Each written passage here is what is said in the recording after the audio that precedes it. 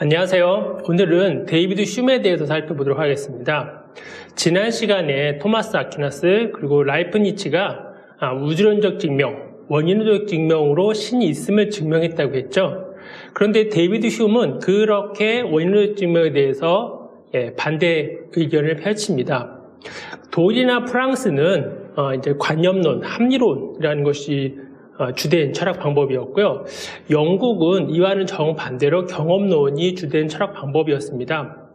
그래서 존 로크나 버클리나 이런 데이비드 흉은 경험을 중시했고요. 데카르트나 스피노자나 라이프니츠는 그것보다는 합리론을 중심으로 해서 자신의 철학 그런 길을 가게 됩니다. 데이비드 흉은 라이프니츠가 펼쳤던 이성적으로 생각했을 때 원인을 찾아갔을 때 그 끝에 제일 원인이 있고 그것이 곧 필연적인 존재이며 신이다 라고 하는 것을 경험론적인 방법을 통해서 반박합니다. 경험론이라고 하는 것은 사람이 이성으로 생각할 수 없는 것 그리고 이성의 한계를 넘어서는 것은 생각하지 말자는 거거든요. 경험되지 않은 것 가지고 계속 얘기하는 것은 사상의 오류 그리고 추론의 오류에 빠질 수 있다고 봅니다. 그렇다고 해서 물론 경험론자들이 경험을 완벽한 것으로 보지는 않습니다. 다만 이성이나 합리성을 따르는 것보다는 경험을 중요하게 여긴다면서 경험론자라고 볼 수 있습니다. 데이비드 흉은 원래 유실론자였다고 합니다. 원래 기독교인이었는데요. 당시에 교회에서 보여주는 또 성직자들이 보여주는 어떤 편협함 그리고 부패, 오만함 그런 것을 보고 실증을 느끼고 회의주의자가 되었다고 합니다. 데이비드 흉은 철학뿐만이 아니라 역사학 그리고 심리학에도 엄청난 영향을 미친 그런 대단한 학자인데요. 데이비드 흉의 경험론을 조금 더 과장해서 말하면 이런 겁니다. 어제 해가 동쪽에서 뜨고 오늘도 동쪽에서 떴습니다. 그럼 내일은 동쪽에 뜰까요? 우리가 생각하기엔 당연히 동쪽에 뜨겠죠. 그러나 극단적인 경험자들의 주장에 따르면 그렇게 단정 지을 수 없습니다. 왜냐하면 내일은 경험된 것이 아니기 때문입니다. 사람이 느끼는 감정, 사랑이라든지 증오라든지 누구를 싫어한다든지 그것도 경험에 의해서 되는 것이지 그냥 이성적으로 합리론적인 것으로 해서 알아낼 수는 없다는 것이 경험론자들의 이야기입니다. 조금 더 확대시켜보면 신, 그죠? 제일 원인, 필연적인 존재라는 것도 마찬가지입니다. 과연 신에 대해서 경험해 봤는가?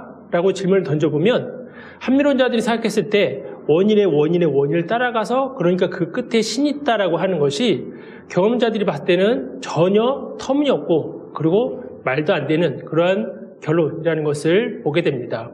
1779년에 자연 종교에 대한 대화라는 책에서 데이비드 흉은 이 아퀴나스가 말한 우주론적 증명을 이렇게 반박을 합니다.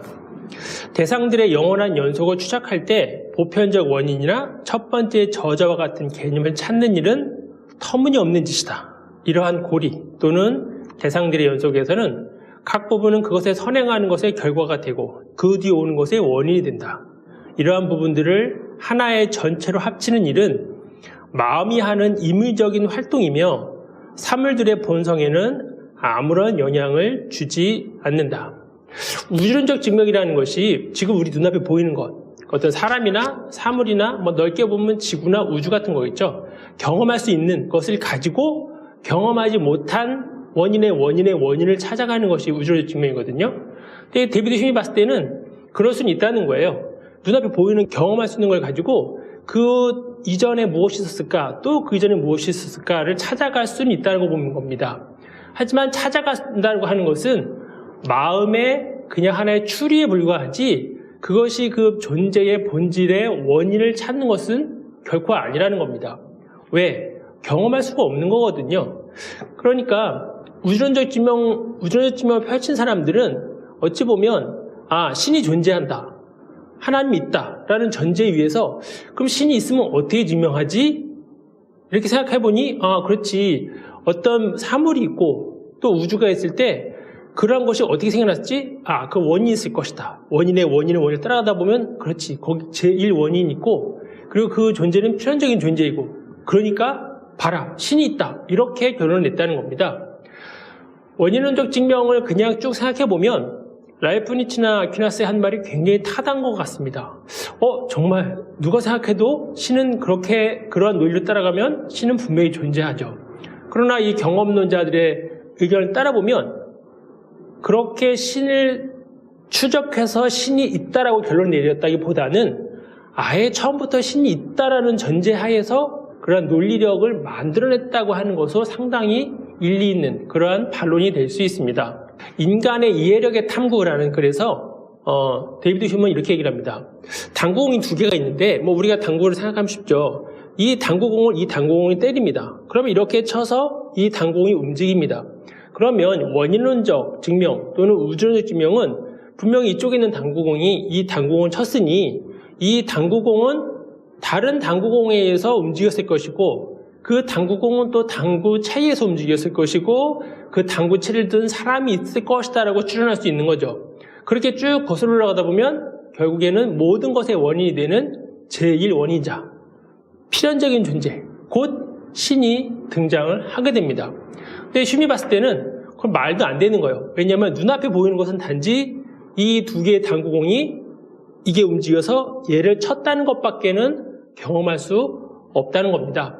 그래서 쉼은 이렇게 글에서 적고 있습니다.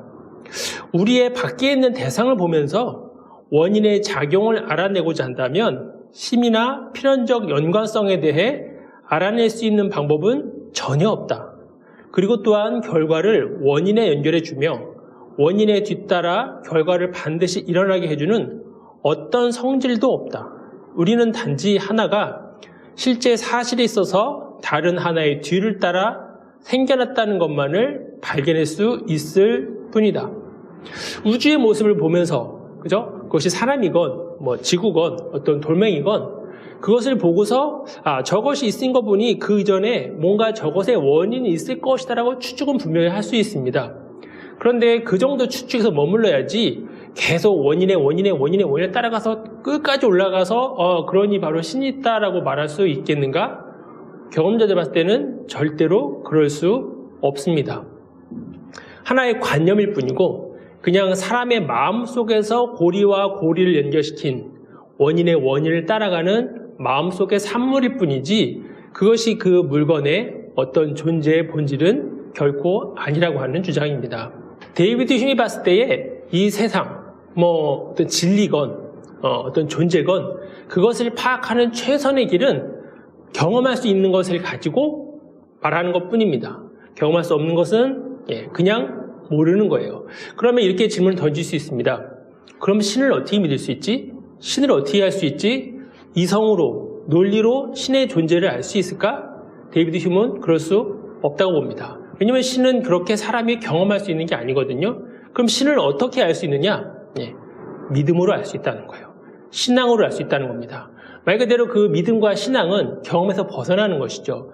그러니 나는 신이 있다고 믿을 수 있습니다. 분명히 나는 신이 존재한다고 믿고 신이 전지전능하다고 믿을 수도 있습니다. 그러나 그렇다고 해서 그것이 경험적으로 경험된 것이냐? 더 나아가서 그것이 타당한 것이냐? 믿을 만한 것이냐라고 물어보면 경험자 입장에서 봤을 때는 아닌 거죠. 그냥 그것은 그 사람의 믿음에 불과할 뿐입니다. 데이비드 휴미 또 그래서 이렇게 이야기를 합니다. 만일 우리 손에 신에 관한 어떤 책이나 학교에서 언급되는 어떤 철학책 같은 것이 들려져 있다면 그것에 대해서 다음과 같이 물어봐라. 그 책이 양이나 수에 대한 어떤 근원적인 어떤 추론을 담고 있느냐? 아니면 어떤 사태와 존재에 관한 경험적 추론을 담고 있는가? 그 두 가지 질문에 대해서 모두 NO, 아니다 라고 한다면 그 책은 불 속에 그냥 던져버려라. 왜? 그 책은 그냥 망상이고 추론일 뿐이라는 거예요. 전혀 경험할 수도 없고 증명할 수도 없는 그러한 이야기이기 때문입니다. 쉼의 논리를 한마디로 정리하면 이겁니다.